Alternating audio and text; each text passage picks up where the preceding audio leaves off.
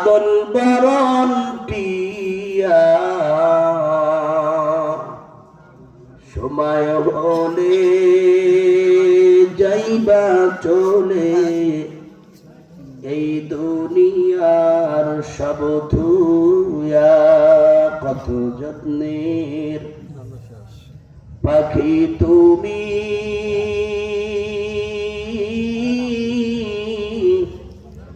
কাদল বরণ টিয়া সময় হলে যাইবা চলে এই দুনিয়ার সব তুয়া আইসো একা যাইবা একা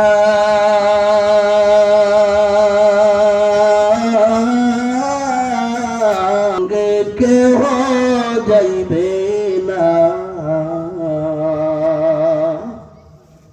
দিন দুই চারি কেন্দ্রে সবে কেউ তো ফিরা চাইবে না কত যত্নের পাখি তুমি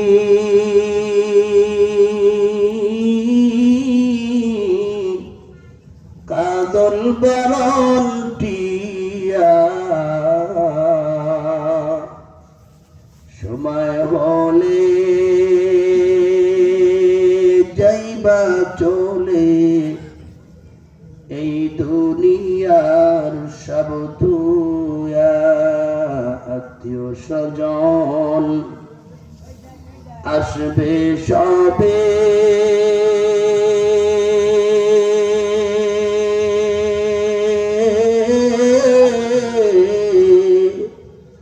দেখিতে তোমার লাশ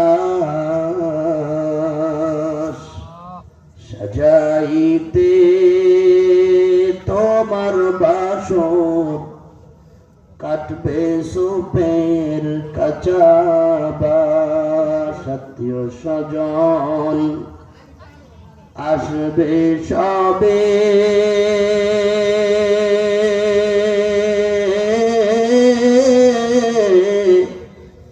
দেখিতে তোমার লাশ সাজাইতে তোমার বাসর কাটবে সুপের কাচাবাস গরম পানি জল হইবে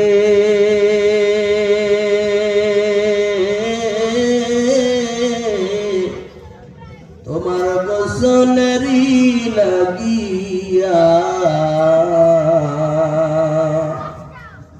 রাজা বাদশাহ ধনী গরিব কোথায় যাইবা ভাগিয়া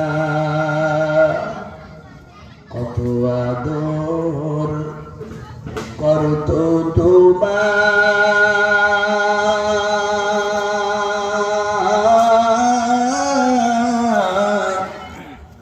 এই দুনিয়ার সব জনে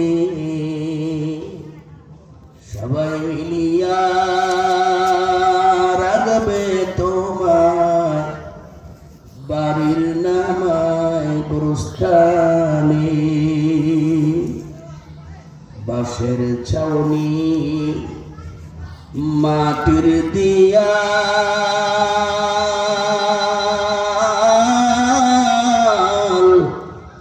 কেমন যেন হবে রে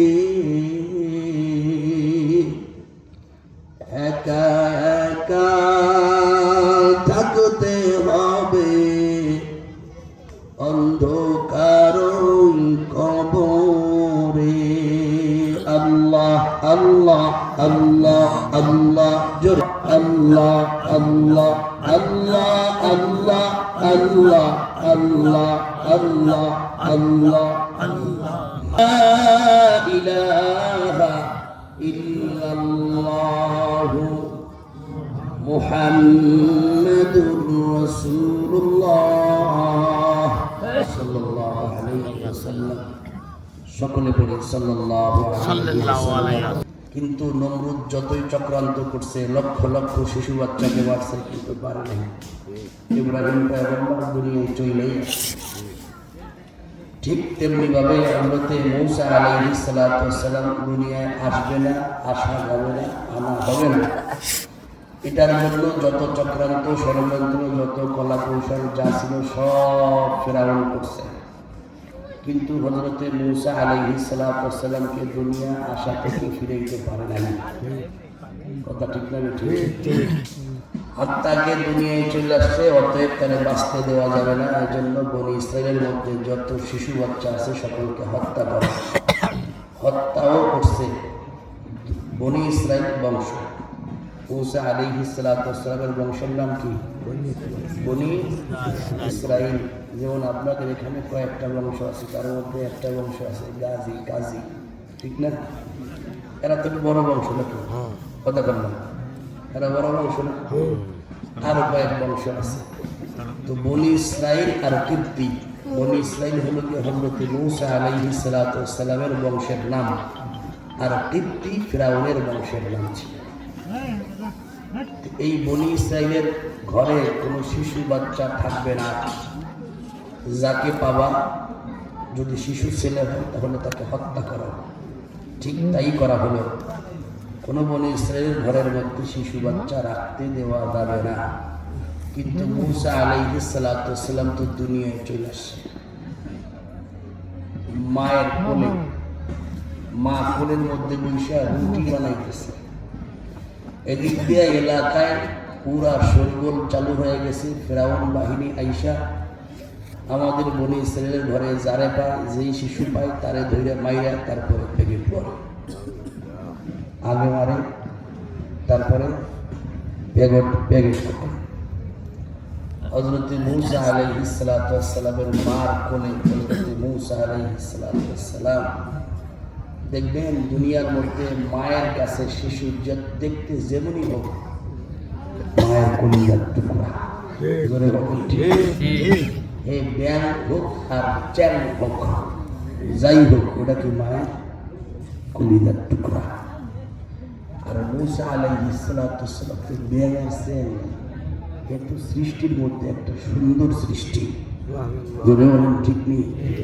আবার নবী চেহারাটা কেমন, যে যুগে যে নবী আসছে ওই যুগের সবচেয়ে দামি চেহারাটা নবীর ছিল। ওই যুগের সবচেয়ে দামি ব্রেনটা ওই নবীর ছিল। তাহলে এই নবী এত সুন্দর চেহারা, ফুটফুটে নবজাতক সন্তান, মায়ের দেখলে কলিজা জুড়াইয়া যায়। এই সন্তান মায়ের কোলে, মা কোলে রেখা রুটি বেলতেছে, সামনে চুলা, চুলায় তাওয়া, তাওয়ার উপরে বসতেছে। এমন সময় শোরগোল হয়ে গেছে, আশপাশের ঘর থেকে বাচ্চাদেরকে নিতেছে আর মারতেছে। হযরতে মূসা আলাইহিস সালাতু ওয়াস সালামের মা মনে মনে আল্লাহর সঙ্গে যোগাযোগ করে, আল্লাহ এখন কি করব?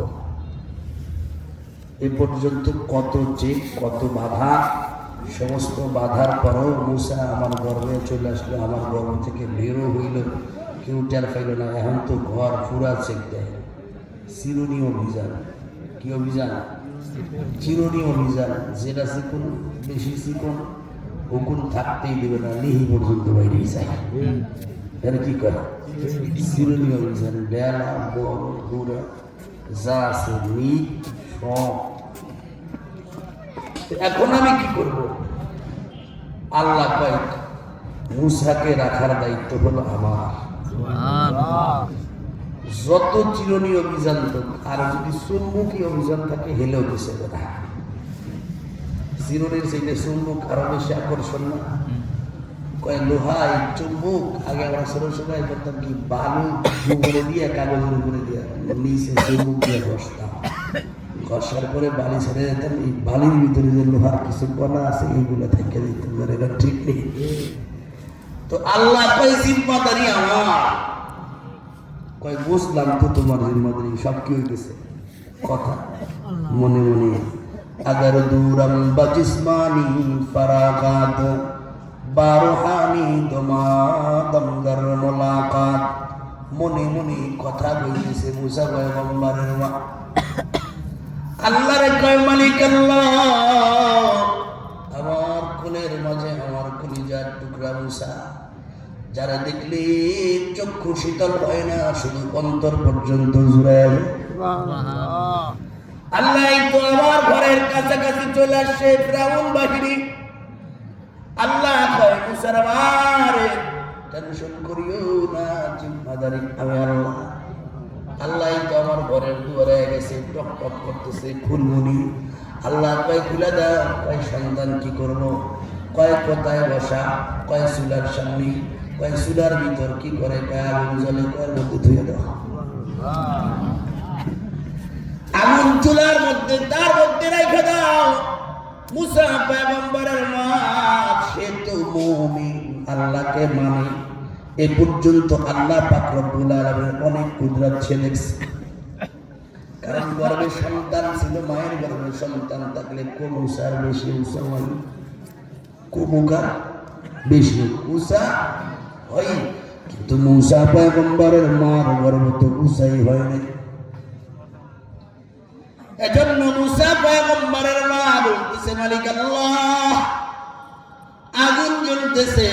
আল্লাহ কয় আগুন জ্বললে কোনো সমস্যা নেই। ইব্রাহিমের কথা কি মনে নেই? কহাস কয় তাহলে থুয়ে দাও। হযরত ইব্রাহিম পয়গম্বরকে আমি 40 দিন আগুনের মধ্যে পালছি। আর আমার মুসা রে আধা ঘন্টাকে চুলার মধ্যে পালতে পারবো। হযরত মুসা আলাইহিস সালাতু ওয়াস সালামের মা চুলার মধ্যে রেখা, উপরে তাওয়ার উপরে আবার রুটি বাজতেছে। সামনে হলো গিয়া আপনার ফিরার উপরে রুটি বেলতেছে। ফিরআউন বাহিনী চিরুনি অভিযান করলে লাভ আসেনি, পাবেনি কোনো জায়গায়। আগুন জ্বলতেছে চুলার মধ্যে, উপরে তাওয়া, আবার তাওয়ার উপরে রুটি ভাজতেছে। রুটি আবার ফুলেও যায়। ওদিকে দেখার সময় নাই, পুরা ঘর তন্ন তন্ন করে খুঁজে পায় নাই। বাকি সন্তান গুলাকে হত্যা করে ফেললো ফিরআউন বাহিনী। খবর নিয়ে গেল, স্যার একটাও বনি ইসরায়েলের মধ্যে কোনো নবজাতক সন্তান শিশু ছেলে নাই, সব ফাইনাল করছি। ফিরআউনের কাছে জাদু করায় কয়, ও ফিরআউন রে, যতই ফাইনাল করে মুসা কিন্তু এখনো দুনিয়ায় আছে। রাখার মালিককে আল্লাহ। ওই তাহলে কোন ফাঁকে গেল? আবার চিরুনি অভিযান চালাও। হযরতে মুসা পয়গম্বরের মা বলে মালিক আল্লাহ, একবার তো চুলার মধ্যে রেখা আমি মুসাকে বাঁচালাম, আপনি মুসাকে বাঁচাইলেন, এখন কি করব? এত টেনশন ভালো লাগে না, বারবার এত টেনশন নিলে রাত্রে ঘুম হয় না, টেনশন ছাড়া ঘুমাইতে চাই। এত টেনশন নিয়ে ঘুমাইতে চাই না, টেনশন ছাড়া ঘুমাইতে চাই। আল্লাহ কয় তোমার টেনশন ছাড়া বাচ্চাকে বুকের মধ্যে নিয়ে ঘুম পাড়ানোর ব্যবস্থা করতেছি। চিল্লাই বললো আল্লাহ কেমনে করবেন? কিন্তু সন্তান আমার ঘরে রাখতে হবে, আমি কিন্তু দিব না, কারণ কোন জায়গায় পাঠাবো না। আল্লাহ বললেন মুসার মা রে, 2-4 ঘন্টার জন্য একটু নিব, হাতে সমস্যা আছে, তাতেও কষ্ট লাগে। কই সমস্যা নাই, 2-4 ঘন্টা একটু তোমার থেকে দূরে থাকবে, তারপরে আবার তোমার সন্তান তোমার বুকের মধ্যে আমি আল্লাহ ফিরাই দিব। কই ঠিক আছে। কই তাহলে আমি কি করবো? কই তুমি একটা বাক্স বানাও। কি বানাও? একটা বাক্স, যেন মুসা ঘুমায়া থাকতে পারে এমন একটা বাক্স বানাও। মা বাক্স বানাইয়া কয় এখন কি করবো? কয় বাক্সটার মধ্যে মুসারে ঢুকাও। আল্লাহ ঢুকাইছে, এখন কি করব? কয় এখন তোমরা 2 মাইল গিয়ে যায় এই বাক্সটা নীল নদে ছেড়ে দিয়ে আস। নীল নদ, এই নদীতে ছেড়ে দিয়ে আসো, নীল নদীর মধ্যে ছেড়ে দিয়ে আসো। আল্লাহ এই নীল নদের মধ্যে বাক্সটা দিলে তো বাক্স ডুবে যাবে, আমার মুসা তো মরে যাবে। আল্লাহ বললেন তোমাকে যা বলছি তাই করো, জিম্মাদারি আমি আল্লাহ। আল্লাহ জিম্মাদারি নিয়ে দিছে। মুসা পয়গম্বরের মা বাক্সুর মধ্যে মুসা পয়গম্বরকে রাইখা উপরের পাটটা উন্মুক্ত, চারদিকে এরকম ভাবে ব্যারিকেড, নিচেও ব্যারিকেড, উপরের পাটটা খালি, এরকম ছেড়া দিছে। নীল নদের মধ্যে ছেড়া দিছে। এখন নীল নদের পানি পূর্ব থেকে পশ্চিমে যায়, কিন্তু মুসা পয়গম্বরের বাক্স পশ্চিম থেকে পূর্বের দিকে যায়। মনে হয় গেলা গান চালাইতেছে, কিন্তু কেউ চালায়নি। কে চালায়? আরো জোরে হবে কে? পশ্চিম থেকে পূর্বের দিকে যায়, কারণ পূর্ব প্রান্তরে ফিরআউনের ফিরআউনের রাজ দরবার, ফিরআউনের বাসভবন পূর্ব দিকে। হযরত মুসা পয়গম্বরকে নিয়ে বাক্সটা পূর্বের দিকে যাইতেছে, বাসতেছে। মার অন্তর তো মানে না, মা কয় রে মেয়ে তুমি পিছনে পিছনে একটু যাও না, কই যা। সুবহানাল্লাহ। পৃথিবীতে মা বাবার কোন তুলনা হয় না, যাদের তুলনা আল্লাহর পরে। ঠিক কিনা? আল্লাহ বলেন ওয়াকাযা রাব্বুকা আল্লা তা'বুদু ইল্লা ইয়্যাহু ওয়া বিল ওয়ালিদাইনি ইহসানা। আল্লাহ কয় তোমাদের উপরে রে বান্দা আমি আল্লাহ ফরজ করলাম, আমার গোলামি করবা, আমার কথা মানবা, আমার পরে যাদের খেদমত করবা, কথা মানবা, তা হলো তোমার পিতা মাতা। কার পরে? আল্লাহ। আরো জোরে বলেন আল্লাহ। আল্লাহর পরে বড় ভক্তি শ্রদ্ধা কারে করব? সবাই বুঝে শুনে কই বাপ মারে তো না পীর সাহেবরে বাপ মা। আল্লাহ কয় আমি আল্লাহর গোলামি করার পর বাপ মার খেদমত কর রে বান্দা। আল্লাহ যদি তোর উপরে খুশি হয় আর দুনিয়ার বাপ মা যদি তোর উপরে খুশি হয়, তাহলে তুই দুনিয়ার মধ্যে থাকবি, পৃথিবীর কেউ নাই তোকে দমায়া রাখার। জোরে বলেন ঠিক কিনা? কোন জায়গায় সমস্যায় পড়বে না। এই সন্তান তো স্বর্ণের টুকরা, হীরার টুকরা। আল্লাহর কাছে এই সন্তান দামি, বাপ্পার কাছে স্নেহের আদরের, এর কেউ কিছু করতে পারবে না। পুরা পৃথিবী যদি আর বিপক্ষ হয়ে থাকে, তাহলে এই সন্তানকে দমায় রাখতে পারবে না। যেখানেই যাবে ওইখানেই সাকসেস। জোরে বলেন ঠিক কিনা? আল্লাহ যার উপরে খুশি, বাপ মা যার উপরে খুশি, এর কোন শত্রু থাকলে শত্রু কিছু করতে। সত্তর হুজুর রহমাতুল্লাহ আলাইহি, খলিলুর রহমান, আপনারা ছিলেন না, মুরব্বীরা দুই একজন চিনলেও চিনতে পারতেন। এই খলিলুর রহমান রহমাতুল্লাহ আলাইহি একবার বয়ানে এসে কুলের ভিতরে আসার পরে এক ভক্ত পাকা একটা নিয়ে এসে আপনার পেঁপে কম পাকে, এই কম পাকুরা পাকছে, গাছ পাকা পেঁপে। আইনা কয় হুজুর গাছে একটাই হয়েছিল, তারপর আপনার জন্য আজকে আসার সময় ছিড়ছি, এই পুরা যে রং সং যা দেখি গাছ বই হয়েছে। কয় বাড়িতে কে আছে? কয় আমার দুটো পোলা পড়া, আমার মা আছে। কে আছে? মা আছে, আব্বা মারা আছে। কয় তুমি আমার খবর জন্য আসছো? কয় হুজুর আপনি আইসেন, শুনছি সবসময় তো পারি না, আপনি যেহেতু আইসেন এর জন্য আপনার জন্য নিয়ে এসেছি। কয় বাড়িতে কে আছে? কয় দুইটা বাচ্চা আছে, বিবি আছে, আর মা আছে।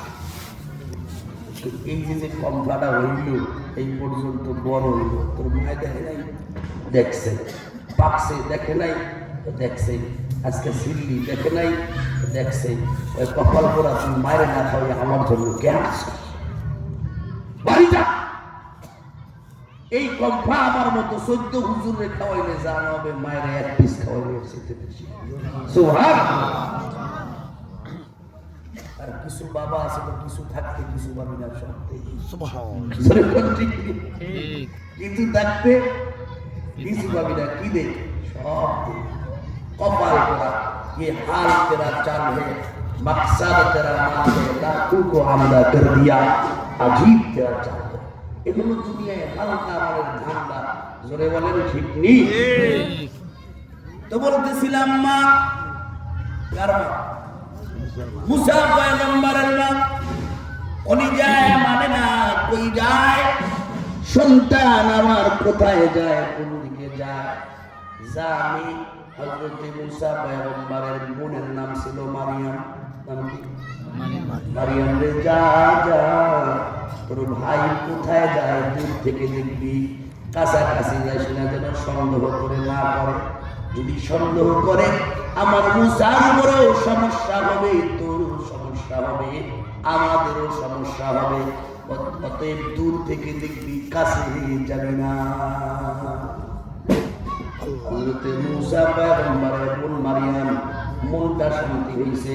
বন্ধুরে, পৃথিবীর মধ্যে মা যেরকম সন্তানকে ভালোবাসে, এর তুলনা নাই। ভাইকে বোন ভালোবাসে, এর তুলনাও বোনও কিন্তু বাইরে অত্যন্ত মহব্বত করে। জানেননি? জানেন? বোনরে কিন্তু বোনে কিন্তু ভাইরে কতটা মহব্বত করে, ভাই কতটা মহব্বত বোনরে করতে পারে না। জোরে বলেন ঠিক ঠিক।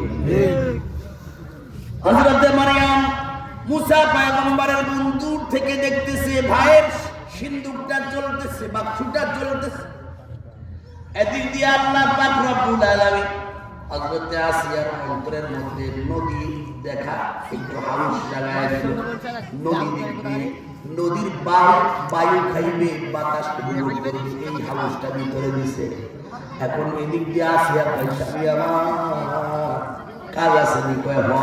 কয় যত কাজ থাকুক সব বন্ধ করে দাও। কি করবো? কয় চলো না, নীল নদের পাশে যে আমাদের দামি কাঠলাটা আছে, এখানে তুমি আর আমি একটু পয়সা নদীর বাতাস খাই। করনেওয়ালা কোন? কে করে? কে করে? করনেওয়ালা কোন? করানেওয়ালা কোন? এক হি আল্লাহ রাব্বুল আলামিন। জোরে বলেন ঠিক। হযরতে আসিয়ার অন্তরের মধ্যে নদী ভ্রমণ, নদীর বাতাস খাওয়ার মজাটা ঢুকায় দিলেন, সবটা ঢুকায় দিলেন আল্লাহ। এদিক দিয়ে আসিয়া যখন স্বামী ফিরআউনকে অফার করল, স্বামী তো আসিয়ার কথা মানতে নারাজ না। ও বন্ধু রে, যে ঘরের মধ্যে স্বামীর সাথে স্ত্রীর ভালো সম্পর্ক, যে ঘরের মধ্যে স্ত্রীর সঙ্গে স্বামীর ভালো সম্পর্ক, ওই ঘরের মধ্যে আল্লাহর রহমত নাজিল হয়।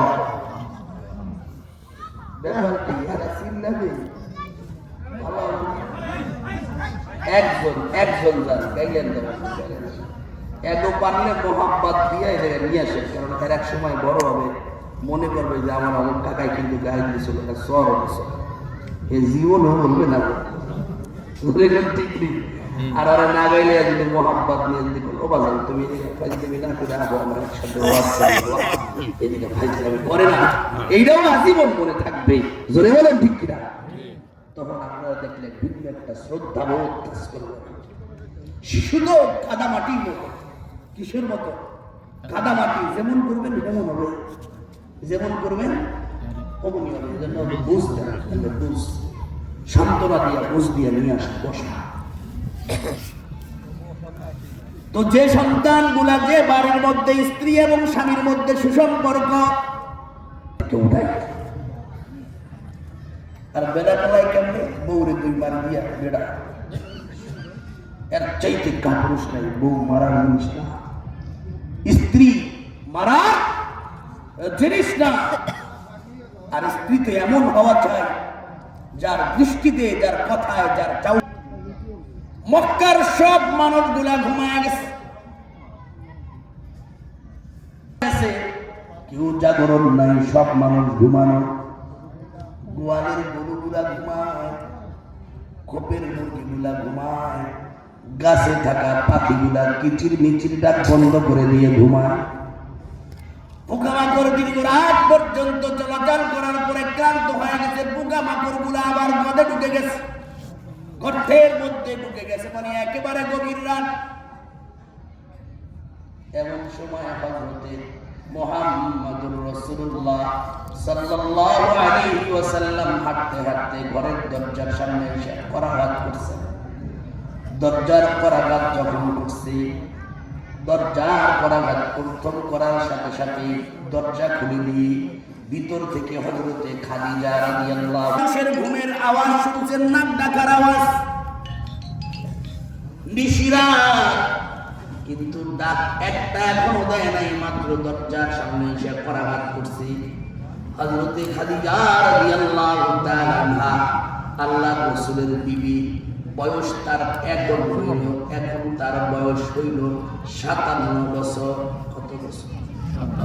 হযরতে খাদিজা রাদিয়াল্লাহু তাআলা আনহার যখন 40 বছর, হযরতে মুহাম্মদুর রাসূলুল্লাহর এখন তখন হলো গিয়ে আল্লাহর রাসূলের 25 বছর। খাদিজা রাদিয়াল্লাহু তাআলা আনহার বয়স যখন 55, রাসূলের উপরে তখন নবুয়ত এসেছে, রাসূল নবুয়তি পায়া নবী হইছেন। হযরতে খাদিজা রাদিয়াল্লাহু তাআলা আনহার বয়স 57 বছর, আর আল্লাহর রাসূলের বয়স তখন 42 বছর। এমন সময় হযরতে খাদিজা রাদিয়াল্লাহু তাআলা আনহার কাছে আল্লাহর রাসূল গভীর রাতে দরজার সামনে এসে মাত্রই করাঘাত করতে দেরি, প্রথম আওয়াজ দিতে দেরি, দরজা খুলে সালাম দিতে দেরি হয়নি। আল্লাহর রাসূল তো রীতিমতো আশ্চর্য হয়ে গেছে, রে খাদিজা আপনি দরজা খুলে দিলেন কেন? কেন ব্যাপার কি? আপনি কি ঘুমালেন? এত গভীর রাত। আল্লাহর রাসূলের 7টা সন্তান, 6 সন্তানই হযরতে খাদিজা রাদিয়াল্লাহু তাআলা আনহার গর্ভে, একটা সন্তান শুধু অন্য বিবির গর্ভে। আল্লাহর রাসূলকে আল্লাহ 7 সন্তান দান করেছিলেন। কয়জন সন্তান? 7 জনের মধ্যে 6 জনই খাদিজা রাদিয়াল্লাহু তাআলা আনহার গর্ভের সন্তান। বয়স 57 বছর। আমার দেশের মা বোন যারা 57 বছরের আছে, 57 বছর বয়স, আল্লাহর রাসূল দরজা খোলার পর আশ্চর্য হয়ে গেলেন, বললেন বিবি আমার, আরবের কোন কিছু অঘুম নাই, সবাই ঘুমায় গেছে, আপনি কি ঘুমান নাই? চোখে কি আপনার ঘুম আসে না? বন্ধু আমার, আরবের মানুষের বড় কষ্ট ছিল। এখন তো মেশিন বের হয়েছে, গম দিলে আটা হয়ে যায়। এখন মেশিন বের হয়েছে, চাল দিলে গুঁড়ি হয়ে যায়। এখন এমন মেশিন বের হয়েছে, ধান দিলে চাল হয়ে বের হয়। এমন মেশিন বের হয়ে গেছে, চাল দিয়ে পানি দিয়ে দিলে ভাত হয়ে যায়। এমন মেশিন বের হয়ে গেছে। খাদিজা রাদিয়াল্লাহু তাআলা আনহা সন্তানদের খাবার দাবার কাজ করতেন দিনভর এই বয়সে। আল্লাহর রাসূল বললেন, বিবি আমার, সব মানুষগুলা ঘুমায় গেছে, আপনি কি ঘুমান নাই? আপনি কই ছিলেন? দরজার সামনে তো চৌকি বা বিছনা থাকে না, নাকি থাকে? দরজার সামনে চৌকি বা বিছনা থাকে না। চৌকি বা বিছনা কম করে হলেও দরজার 1-2 হাত কিনা। আমি আপনাকে একটা হাত করতে দেরি, দরজা দিয়া বলতেছে, স্বামী আমার, আমি তো ঘাটের মধ্যেও ছিলাম না, বিছনাও ছিলাম না। কই ছিলেন বিবি আপনি? কই পয়গম্বর, বসে থাকলে বসে বসে ঘুম আসার সম্ভাবনা অনেকটাই প্রবল, এজন্য আমি বসেও নাই, দাঁড়ায় ছিলাম। দাঁড়ায় কোথায় ছিলেন? ঘরের দরওয়াজার সঙ্গে পিঠ লাগায় দাঁড়ায় ছিলাম, যেন আপনি আসলে আমি দরজা খুলতে দেরি না করি। কেমন বিবি, পুরা জীবনটা স্বামীর জন্য কোরবান করে দেয়। স্বামী ও স্ত্রীর জন্য কোরবান। স্বামী স্ত্রী ছাড়া বাঁচে না, স্ত্রী আপনার হয় না। আমি না ঘুমায়া যে কষ্ট আমার হয়েছে, তার চাইতে বড় কষ্ট আর একটা হলে হতো কি? আপনি দরজার সামনে এসে তিনি কয়েকবার ডাক দিতেন, আর আপনি অপেক্ষা করতেন, একটু দেরি দেরিতে আমি দরজা খুলতাম। আপনি কিছু সময় অপেক্ষা করলে আপনার যে কষ্টটা হতো, তার চাইতে আমি খাদিজা আর বেশি কষ্ট লাগতো। কষ্টটার পরিমাণ এমন না, আমি দাঁড়ায় রয়েছি না ঘুমায়া, এতে যে কষ্ট, আপনি সামান্য সময় দাঁড়ায় থাকার পরে আমি বলতাম, তাতে আরো আমার লাগতো বেশি কষ্ট। এজন্য দাঁড়াস হযরতে খাদিজা রাদিয়াল্লাহু তাআলা আনহা বললেন, আল্লাহর রাসূল বললেন, বিবি গো, আপনার এমন কষ্ট কেন লাগতো? হযরতে খাদিজা আনহা বলতেন, নবী আমার, আপনি দিনের বেলা আল্লাহ পাকের রাস্তায় দিনী কাজ করার জন্য বের হয়ে যান, দাওয়াতি কাজের জন্য বের হয়ে যান, আবার রাতের বেলা দাওয়াতি কাজে বের হয়ে যান, যার কারণে পুরা মক্কাবাসী আপনার শত্রু হয়ে গেছে। মক্কার বড় বড় লিডাররা আপনার শত্রু, মক্কার বিভিন্ন লোক আপনার শত্রু, কিছু মানুষ আছে আপনার প্রাণের শত্রু, আপনার জান নেওয়ার জন্য ঘোরাঘুরি করে।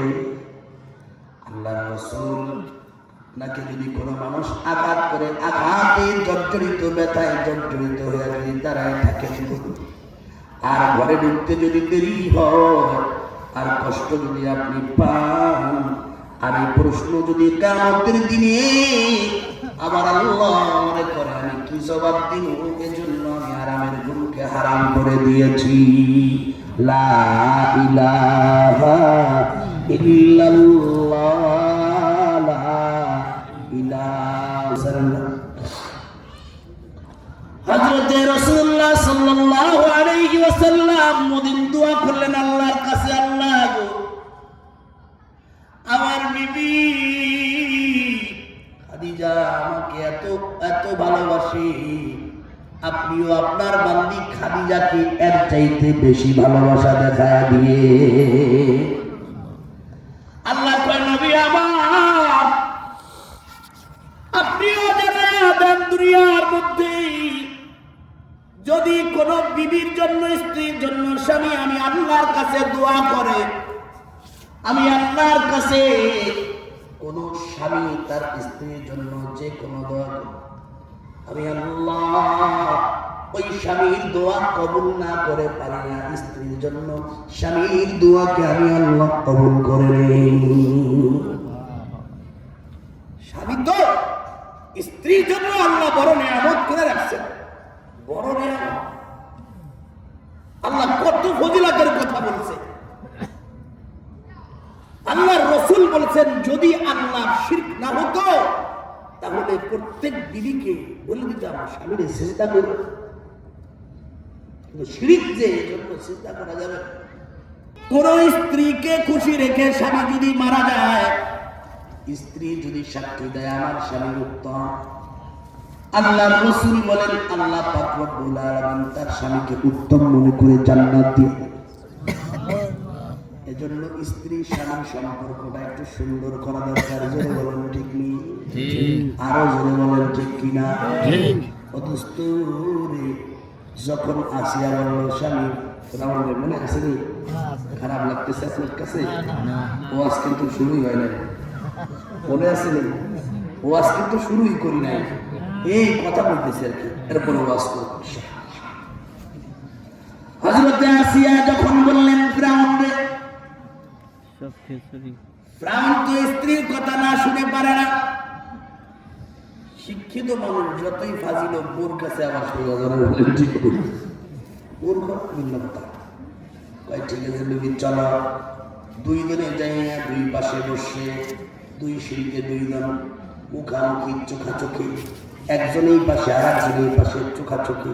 এই পাশে সামনে নদী, পিছনে হলো রাজভবন, সামনে হলো নদী, ভিআইপি সিঁড়ি এবং ফেলান দেওয়া বসার, আপনার বসার জায়গা।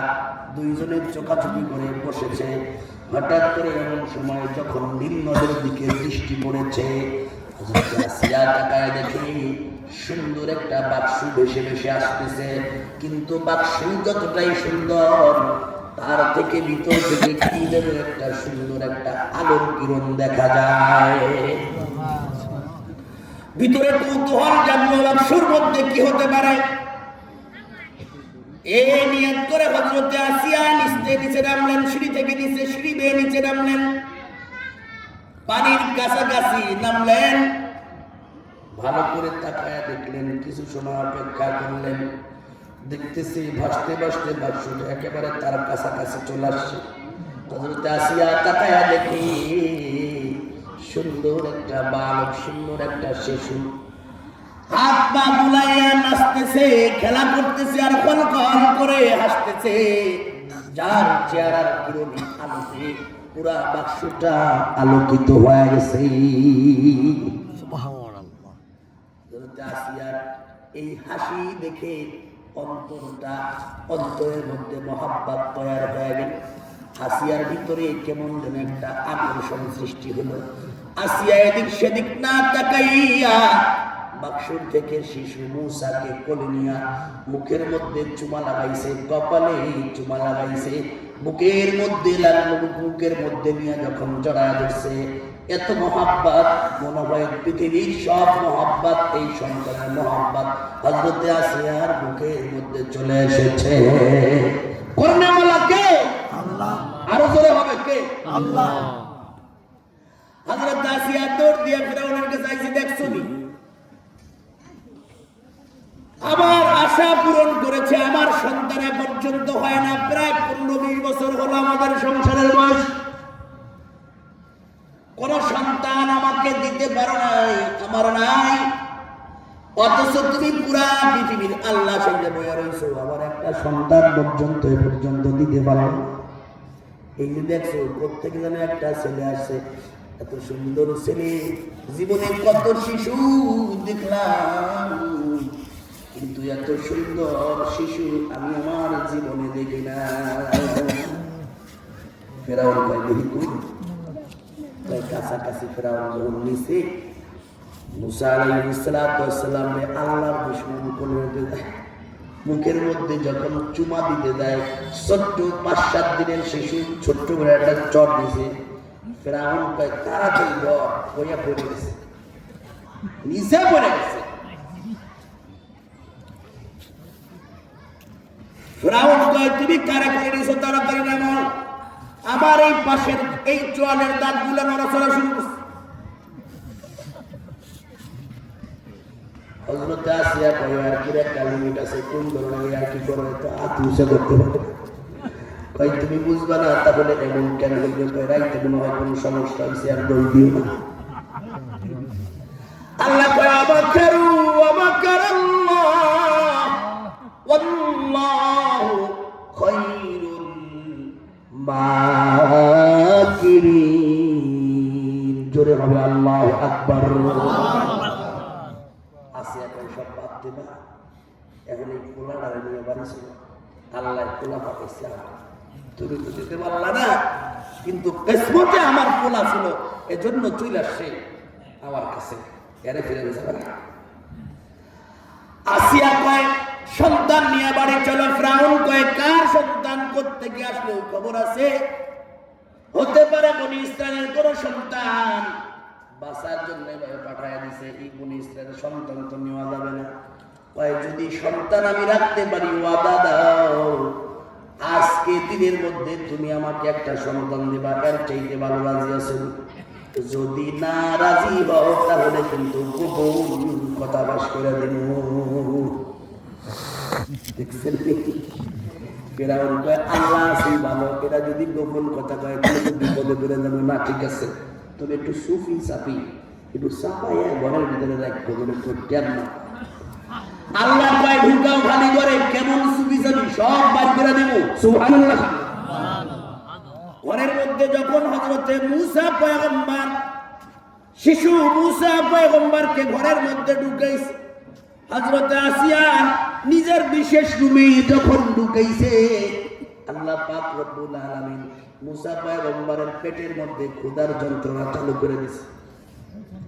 এখন ক্ষুধা খালি কান্দে, খাবারের সময় হয়ে গেছে, শিশু বাচ্চা খা বিকল্প কোনো পথ আছে, খালি কান্দে, যত কান্দে হযরতে আসিয়া তত বেশি পাগল হয়। আসিয়া যত পাগল হয় ফেরাউন তত টেনশনে পড়ে। হযরতে আসিয়া বলতেছে আমার বাচ্চা এখন কি খাইবে, আর তো বুকের দুধ খাওয়ানো লাগবে, তাড়াতাড়ি ব্যবস্থা করো। ফেরাউন কয় বিবি রে টেনশন করিও না, রাজ দরবারে অনেক ধাত্রী আছে, তাদেরকে দিয়ে একজন দিয়ে খাওয়াইলেই তো চলে। রাজদরবারের যাত্রীদেরকে ডাক দেওয়া হয়েছে, কিন্তু মুসা পয়গম্বর কারো কোলে উঠলেই বেশি কোন লেট করে না, আরো বেশি যন্ত্রণা শুরু করে। হযরত আসিয়ার কোলে একটু কম যন্ত্রণা করে, আর যেই কোলে না তার কোলে আরো বেশি, ওই ঠাড়ার মতন ছিঁড়ে। হযরত আসিয়া কয় তুই কোলে নিস না, তুই কি খাওয়াবি, তুই কোলেই নিতে পারস না, তো ও তোর কাছ থেকে কি খাবে, সরা। এমন করতে করতে রাজ দরবারের ভিআইপি যাত্রীগুলা সব শেষ। হযরত মারিয়ামের কথা মনে আসেনি? কে? মুসা পয়গম্বরের বোন। উনি তো পিছনে পিছনে দেখছে আমার ভাই কই গেল। এদিক দিয়ে হযরত আসিয়া স্বামীরে বলে, এই গুলামান রাষ্ট্রে অন্য কোনো ধাত্রী আসেনি, ডাক দাও, আমার সন্তান ক্ষুধার যন্ত্রণায় কাঁদতেছে, আমার সহ্য হয়। অন্য যাত্রীদেরকে আনা হলো, কিন্তু কোন যাত্রীর কোলে উঠে না, কোলে উঠলে চিৎকারের জোর আরো বেড়ে যায়। হযরতে মারিয়াম, বহু মহিলা যখন ঢুকছে তাদের ফাঁকে মারিয়ামও ঢুকছে। কোরআনের মধ্যে আসলে একেবারে বিস্তারিত আলোচনা আছে, ধারাবাহিক আলোচনা। এমন হযরতে মারিয়াম বহু মহিলাদের মধ্যে তিনিও ঢুকছেন। 14-15 বছরের মেয়ে যখন দেখতেছে ভাই কারো কোলে যায় না, কোলে গেলেই কান্দে, খাওয়া তো দূরের কথা, আসিয়ার কোলে কম কান্দে, কিন্তু ক্ষুধার যন্ত্রণায় কান্দে। তখন হযরতে মারিয়াম যখন দেখলো সব ফেল, তখন মানুষগুলার ভিড় ছেলে একেবারে আসিয়ার কাছে দেয়া বলতেছে, রানী সাহেবা, আমার কাছে একটা তথ্য আছে, সুন্দর একজন দুগ্ধপায়ী নারী আছে, ধাত্রীমা আছে, যার কোলে বাচ্চারা উঠলে কান্না বন্ধ করে দেয়, যার বুকের খাবার গুলা যে কোনো বাচ্চা খাইতে খুব ভালো ফিল করে। আল্লাহ মারিয়ামের মধ্যে বুদ্ধি ঢেলে দিলেন। তিনি সামনে যখন এই প্রস্তাবটা দিলেন, হযরত আসিয়া বলতেছে, মা রে, এই মহিলার বাড়ি কোথায়? এই তো বেশি দূর না, রাজধানীর পাশে, অমর পল্লীতে, বনি ইসরায়েলের পল্লীতে মহিলাটা আছে। বনি ইসরায়েল যাবার সমস্যা, বাচ্চা তো বনি ইসরায়েলদের প্রতি তেমন মহাব্বত না, দুশ্মনী রাখে। আমি যদি তারে নিয়ে আসি তাহলে বাচ্চা আবার কিছু কমেনি। বাচ্চা কি করবে তাড়াতাড়ি, আর বাচ্চার কাছ থেকে একটু অনুমতি নিয়ে নেন। দেখছেন ফিরআউন কয় তুমি তাড়াতাড়ি যাও। হযরতে মারিয়াম দৌড় দিয়া মায়ের কাছে যা কয়, মা রে, ভাই কারো কোলে উঠে না, কারো বুকের খাবার খায় না, তুমি না গেলে আমার মন কর, ভাই কারো কাছ থেকে কিছু খাবে না। আর একটু জোরে আল্লাহ কইছে, হযরতে মুসার মাঠ লেট করেন না, একটু কয়েক ঘন্টা একটু সবুর করেন, আপনার কোলে আবার ফেরত দিন। হযরতে মুসা পয়গম্বরের আম্মা সংবাদ পায় দৌড় দিছেন। যাওয়ার পর হযরতে মুসা আলাইহিস সালাতু ওয়াস সালাম এখনো কান্না করে হযরতে আসিয়ার কাছে। হযরতে মুসা পয়গম্বর যখন আসিয়ার কোল থেকে হযরতে মুসা পয়গম্বরকে মায়ের কোলে দেওয়া হলো, মুহূর্তের মধ্যে সন্তানের কান্না বন্ধ হয়ে গেল। সব মহিলারা চাইছে, দেখেরা এত সুন্দর, কোলে উঠার সাথে সাথে কান্না বন্ধ। যখনই কোলে মুসা পয়গম্বর তো একেবারে শান্ত, চুপ হয়ে গেছে। ফিরআউন কয়, ঠিক আছে, তুমি পারফেক্ট, তোমার জন্য ভিআইপি রুম দেওয়া হবে, তুমি রাজদরবারে থাকবা। হযরতে মুসা পয়গম্বরের মা বলে, এখানে থাকলে আমার ঘুম আসবে না, আমি এখানে থাকতে পারবো না।